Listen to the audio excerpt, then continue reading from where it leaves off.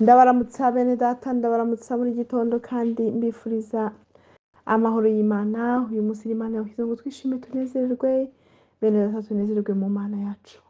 Nta handi hari umunezero, nta handi twakura amahoro, nta handi twakura ubuzima, nta handi twakura ni uretse mu Mwami Yesu Kristo, kuko niwe waduhaye buno buzima, niwe waduhaye kubaho. Haleluya! kubw'ubuntu bwe turacyahagaze. Ni ukuri turashima cyane, kandi hari impamvu dufite tutashima. Nta mpamvu n'imwe naba mfite cyangwa udafite idashima. Tugiye tusubiza n'amaso inyuma, uyu mwaka watangiye mu kwa mbere, tugeze mu mezi y'impera z'uyu mwaka, ariko turacyahagaze. Ntabwo ari uko hari icyo nzi cyangwa se ari ubuntu ariko bw'imbaraga zanjye cyangwa zahoya, ni kubwo buntu bw'Imana. Niyo mpamvu rero urashima mu byo waba uri gucamo byose, ugashima kuko Imana yacu niyo gushima. Ndashaka rero uno munsi ko tuganira ku ijambo riva mu Itangiriro 17. Haleluya!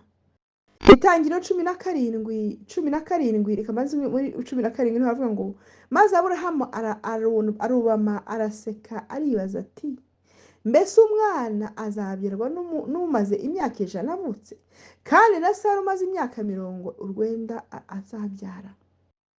Ni ikibazo Aburahamu yumvise, yibajije.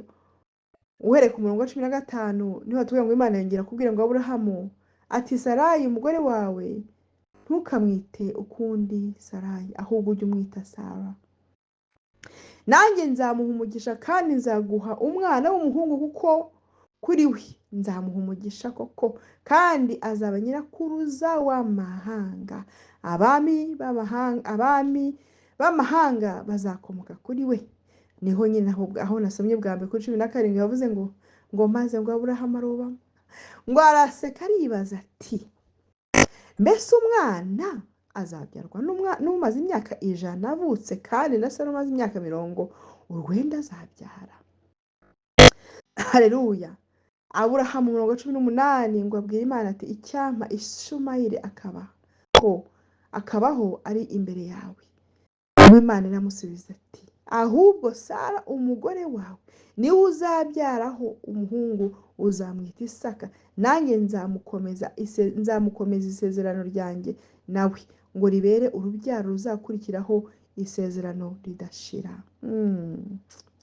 Ndashaka kuvuga ukuntu Imana ireba kandi itareba nk'abantu, ariko ishaka ko tureba nk'uko ireba. Haleluya! Muri iki cyanditswe urebye koko ku bintu bigaragara birebesha amaso yacu, binabaho ye, ku myaka Aburahamu yari afite n'umugore we Sara, ntabwo byashobokaga, sibyo se? Haleluya! Ku binatire ntabwo bishoboka ko bashobora kubyara. Haleluya! Ntabwo bashobora kubyara ibintu fizika, uretse imyaka yabo biragaragara rwose, ibimenyetso bigaragara, reka mvuge gutyo, bigaragara ko atashobora kubyara. Haleluya! Niyo mpamvu Imana yaje ngo ibwira Aburahamu nyine amagambo yose, yamubwira ati, ntuzongere kwita Sarayi, ahubwo uzamwita Sara. Kubera iki se? Haleluya! ngo azamugira umugisha, kandi ngo azamuha umwana w'umuhungu kuri we. Hari ukuntu twebwe tureba ibintu bidashoboka cyane, sibyo se? Amaso yacu agahora ateze, mbega asa nk'ure atareba kure, kamvuge gutya, ukareba ibintu byo hafi. Haleluya! ukareba wa mugani ibintu fizikali, uvuga ati, dogiteri ngiye yarambwiye ati ntibishoboka ko nzabyara, kubera ko dogiteri afite ibimenyetso byose kandi bigaragaza koko ko bidashoboka kubyara, sibyo se? N'urugero ntanze. Haleluya!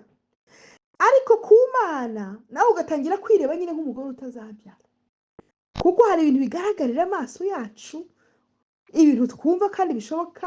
Haleluya! medikali ko bidashoboka. Ariko icyo nkundira Imana, icyo nshaka kureba rero, Imana ireba kure y'abo badogiteri.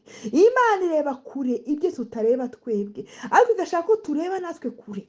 Haleluya! tugahagarara mu kwizera. Wowe dogiteri yabwiye ko utazabyara, ugatangira kwibona uri konsa umwana, ugatangira kubona utwite wonsa umwana, uhetse umwana akura ajya ku ishuri, ugatangira kurebesha amaso y'umwuka. aho biboneka ko wenda umaze igihe mu bushomeri nta kazi. Haleluya, haleluya. Baraguhaye n'izindi ati uriya ni umushomeri, ariko Imana muri ubwo bushomeri kawe ikabona umuntu w'umumanageri. Haleluya, CEO, umuntu utegeka uruganda n'uru n'uru. Haleluya. Ariko twebwe kubera ko hari igihe tugendera mu marangamutima, tugendera mu mubiri. Haleluya, ugasanga natwe hari ibintu twemeye no kubona kure no kwibona koko tugera kuri urwo rwego Imana ishaka kutubaho, ugasanga ntabwo twibona. Ariko igihe kirageze kutangira dufungura amaso y'umwuka wacu tukareba uko Imana igira gute. Imana ireba. Ushobora kwisanga mu kibazo muri mariage yawe, mu kazi, muri finance no mu mubiri wawe. Haleluya, ukabyisangaho, ariko ugasanga wenda biraguhangayikishije, ukibona mwe namwe hari igihe banarwara bakibona bapfuye. Sinzi, umuntu akibona ari mu isanuka abantu baje kubera iki indwara bakubwiye ko bavuga ko idakira. Muri mariage yawe akazamo agatotsi, akazamo ibintu bikomeye. Haleluya, ugatangira kubona yanze. Umuntu arabibona. Mu kazi hari igihe umuntu agira ibibazo agatangira no kubona bamwirukanye, yabaye umushomeri, cyane muri finance cyangwa no mu bindi. Ariko Imana ukuntu ireba, iyo ibona iyo mariage ari iy'umugisha, ibona mu kazi kawe uri umuntu udasanzwe. Haleluya, ikabona umubiri wawe wakize, ireba kure y'imitekerereze yacu. Ariko irashaka ko natwe ufungura amaso yawe ugatangira kureba ibintu biri kure. Bene data, ibyo wabonaga bidashoboka ukabona bishobotse. Ya kontra wabonaga udashobora gusinya ugasanga wayisinye. Ya nzu wabonaga udashobora kubaka ugasanga ukareba wayubatse. Hari wa mwana w'umuntu ushobora kubyara ukibona watwise, wabyaye, wahetse. Haleluya, ya ndwara wavuze ko izakwica ahubwo ukabona ko, haleluya, ukibona wakize, guhimbaza Uwiteka.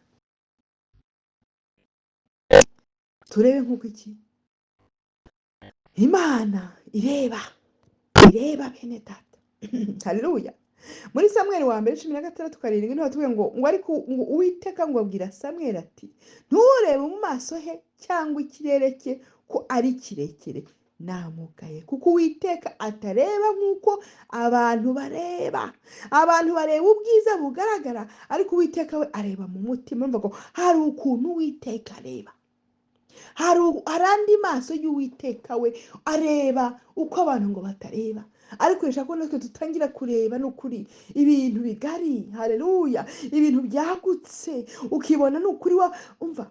Hari ijambo nkunda kuvuga cyane nanjye ntekerezaho, urebye urupfu Yesu yapfuye, ngewe yamfiriye Luka, ngewe nzi aho yamvanye. Bene data, nawe wenda uzi aho Imana yakuvanye. Haleluya, ukabona ukareba amaraso yamenye ku bwanjye nako nawe. Haleluya, ntabwo ibiye bikorewe ubusa. Niyo mpamvu rero ngomba gukura amaso ku bintu byose bidashoboka, nkakura amaso ku byo Satani ishaka ko ndeba, ari mu bibazo, ari mu biki, nkakura amaso, haleluya, ku bintu bitamfitiye akamaro. Haleluya, ahubwo nkerekeza amaso, haleluya, haleluya, ku bintu nitaga ko bidashoboka nkayerekeza ku bishoboka.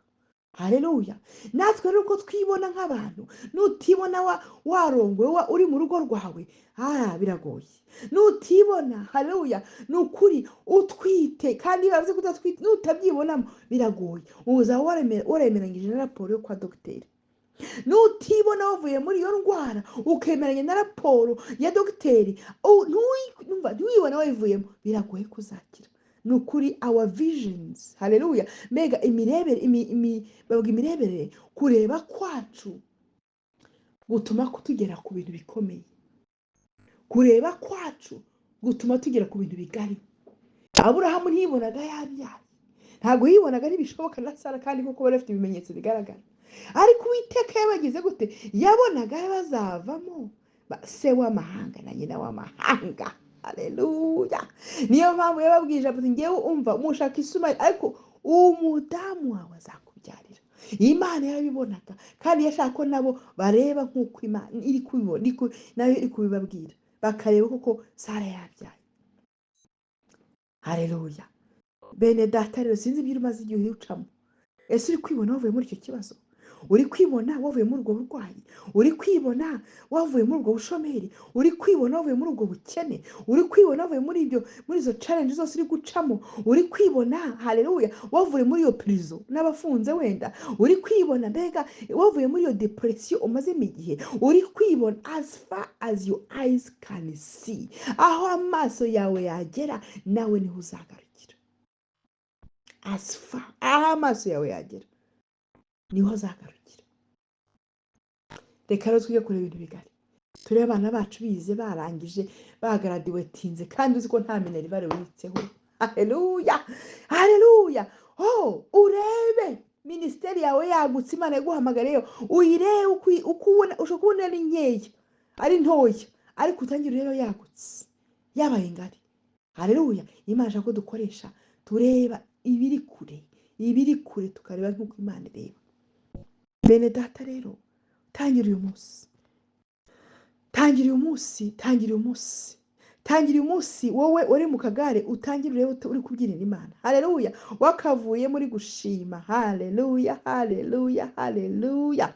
Wowe bavuze ko ntacyo uzimarira ntuzemeranye n'ayo maraporo y'abantu.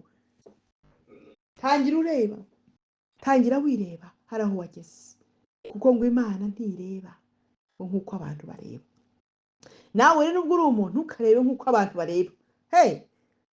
Reba nk'uko Imana ireba, kandi ubuzima bwawe ntabwo buzaguma uko bwari bumeze. Imana ibagirire neza, Imana ibagure, Imana ibampere umugisha, Imana ibakomeze muri byose. Kandi ni ukuri ndasaba Imana ngo ibiyereke muri iki gihe. Haleluya. Namwe murebe nk'uko ireba. Haleluya. Mwakire gukira, mwakire kurama, mwakire umugisha, mwakire umunezero, mwakire amahoro, mwakire mu izina ry'Umwami Yesu Kristo. Amen. Amen. Musangize ino jambo rero ndabakunda cyane, murabizi. Yari Pastor Ruga. Amen amen.